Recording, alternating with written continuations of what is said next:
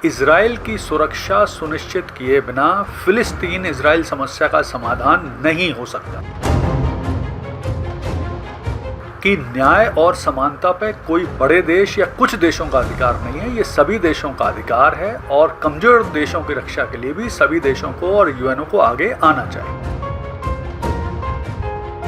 Israel फिलिस्तीन को स्वतंत्र कर देता है तो वो उसे मान्यता देने के लिए तैयार है। नमस्कार दोस्तों, आज बात करते हैं एक बहुत ही इम्पोर्टेंट टॉपिक पर और डेवलपमेंट पर। वो डेवलपमेंट ये है कि अभी कल संयुक्त राष्ट्र संघ में जो संयुक्त राष्ट्र संघ जनरल असेंबली की 80वीं मीटिंग चल रही थी, उसमें बोलते हुए इंडोनेशिया के राष्ट्रपति प्रबोवो सुबियांतो ने एक बहुत ही शानदार भाषण दिया और उन्होंने फिलिस्तीन इजराइल समस्या के समाधान के लिए बहुत सारे वैवाहिक, साहसी, प्रासंगिक और वास्तविक समाधान की पहल की। उनके इस भाषण की बहुत तारीफ हो रही है और साथ में उन्होंने अपने इस भाषण का जो अंत है वो भी ओम शांति शांति ओम, नमो बुद्धाय, शालोम जैसे विश्व शांति के प्रतीक शब्दों के साथ किया। तो इसके बहुत सारी चर्चा कल से हो रही।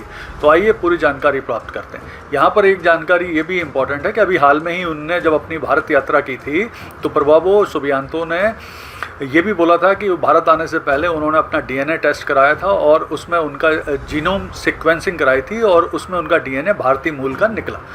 तो आइए अब जानकारी प्राप्त करते हैं कि आखिर उन्होंने अपने इस भाषण में क्या और किन बातों का जिक्र किया। तो सबसे पहले जो उन्होंने जिक्र किया है वो उन्होंने कहा है कि इजराइल की सुरक्षा सुनिश्चित किए बिना फिलिस्तीन इजराइल समस्या का समाधान नहीं हो सकता।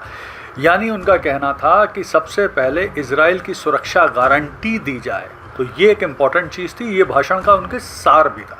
दूसरा उन्होंने कहा कि गाजा में ह्यूमैनिटेरियन संकट है तो पूरे विश्व समुदाय को गाजा में मदद के लिए आगे आना चाहिए। इसके साथ उन्होंने ये बोला कि जो विश्व में विवाद चल रहे हैं जैसे फिलिस्तीन इजराइल या यूक्रेन रशिया समस्या, उसके समाधान के लिए इंडोनेशिया अपने 20,000 सैनिकों को यूएनओ पीस कीपिंग फोर्स के रूप में इन क्षेत्रों में तैनात करने में के लिए तैयार है, जिससे इन क्षेत्रों में वास्तविक रूप से हल निकाला जा सके।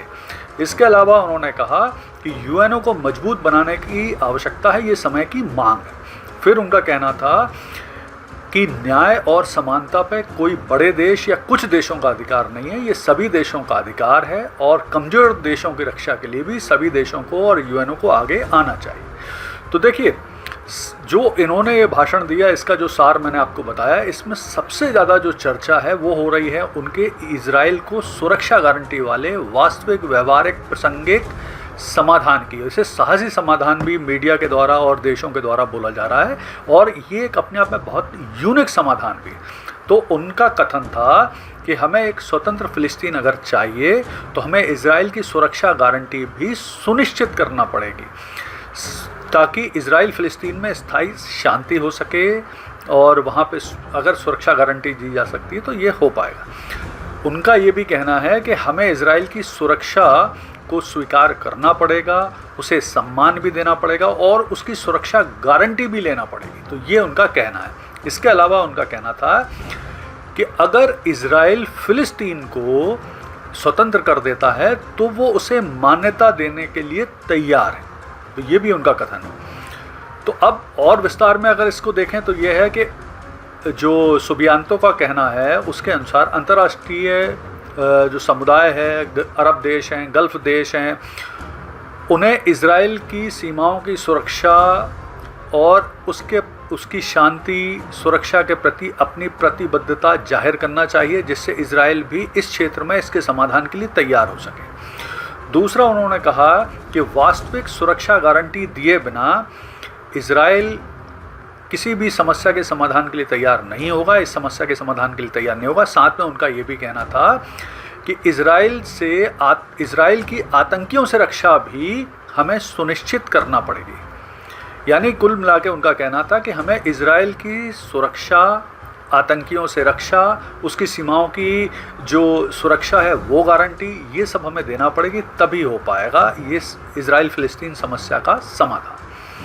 इस पर जो मीडिया है, विश्व के और देश हैं, उनका क्या रिएक्शन रहा, तो लगभग सभी ने एक स्वर से इस समाधान को साहसी, वास्तविक, प्रासंगिक, व्यवहारिक समाधान बताया और समय की मांग और बहुत बढ़िया सलूशन भी इसे माना जा रहा है। तो सुबियांतो के इस भाषण की बहुत प्रशंसा होने के साथ साथ अगर इस सलूशन पे बात होती है तो निश्चित तौर पे इससे इंडोनेशिया की छवि बेहतर होगी।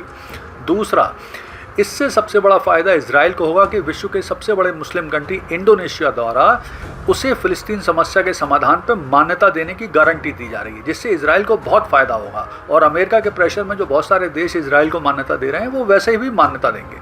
और कुल मिला के पूरी विश्व मानवता, विशेष तौर पे फ़िलिस्तीन संकट, गाजा संकट के समाधान के लिए अगर सुबियांतो के इस समाधान पे डिस्कशन करते हैं अरब, गल्फ कंट्री, यूएनओ, अन्य देश, इजराइल, अमेरिका तैयार होते हैं, तो ये निश्चित तौर पे मानवता और विश्व शांति के लिए एक बहुत बड़ा कदम होगा। धन्यवाद।